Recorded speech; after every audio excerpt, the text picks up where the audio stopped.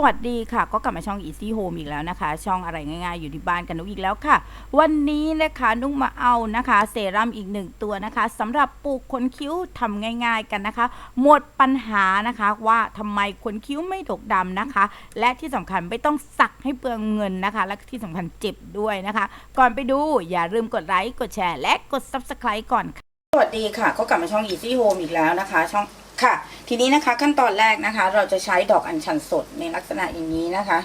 นี่นะคะเราดิดขั้วออกนะเราเอากลีบดอกออกทั้งหมดเลยนะคะเหลือแต่กลีบมันอย่างนี้นะคะช่วยกรีดมันอย่างเดียวนะไม่เอาดอกข้างในนะคะนี่นะคะเราใช้โคกรีดอย่างนี้นะคะส่วนใครมีที่ปั่นก็ปั่นได้นะดอกอัญชันสดนะคะประมาณ10 ดอกนะคะ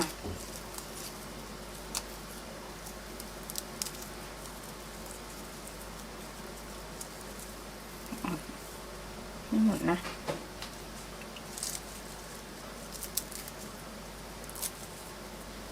เป็นการปลูกคิ้วที่ง่ายนะคะแล้วก็ได้ผลจริงนะคะ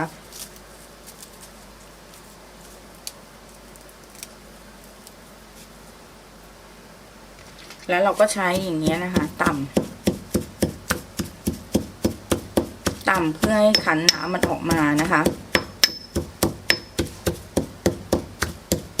ระหว่างนี้นะคะให้เราหยดนะคะในส่วนของน้ำมันมะพร้าวไปนะคะซึ่งเราจะใช้ตรงนี้นะคะประมาณ1 ช้อนโต๊ะนะ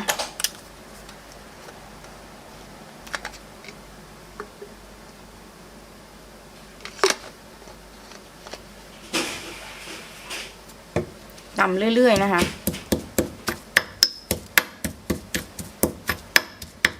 มันเป็นครกบดยานะอันเนี้ยเผอิญที่บ้านมีพอดีนะคะก็เลยใช้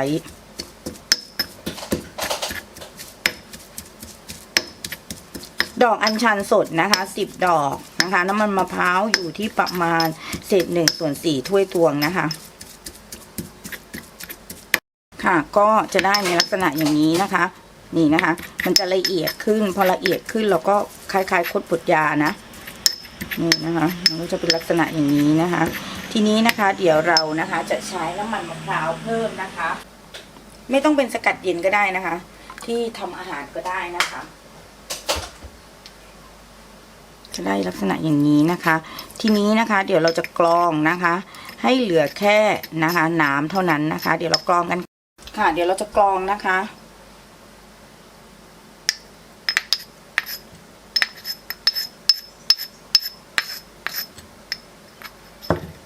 กรองนะคะเราก็จะได้น้ำมันนะคะแบบนี้นะคะพยายามเนี่ยใช้ครกเนี่ยบดอีกนะคะเพื่อที่จะให้สีอัญชันเนี่ยออกเยอะมากที่สุดเลยนะคะเห็นไหมสีมันจะออกเยอะมากๆคั้นให้ได้เยอะมากที่สุดนะคะเนี่ยยิ่งคั้นยิ่งออกเห็นไหมคะเพื่อนๆเห็นไหมเนี่ยค่ะพยายามเอาสารมันออกมาให้เยอะที่สุดเลยนะ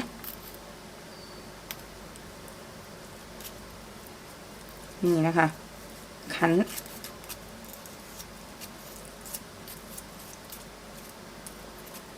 นะคะเดี๋ยวเราไปเทใส่ขวดกันนะคะแล้วก็เอาไปใช้กันนะคะแต่ระหว่างนี้เราจะต้องไปนึ่งก่อนนะคะเพื่อฆ่าเชื้อนะคะที่มันมีน้ำปนเปื้อนมาเดี๋ยวเราตั้งไว้อย่างนี้นะแล้วใช้ไฟต่ำที่สุดเลยนะคะเท่าที่จะต่ำได้นะรอจนน้ำมันเดือดหมดนะคะก็คือพูดง่ายๆไม่มีเขาเรียกอะไรนะไม่มี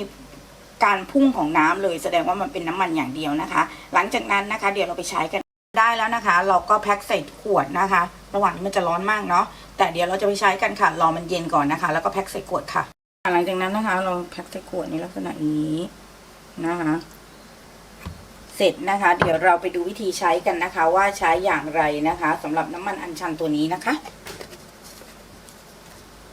นี่นะคะแค่ส่วนผสมแค่2 อย่างเท่านั้นนะคะสำหรับการปลูกคิ้วนะคะ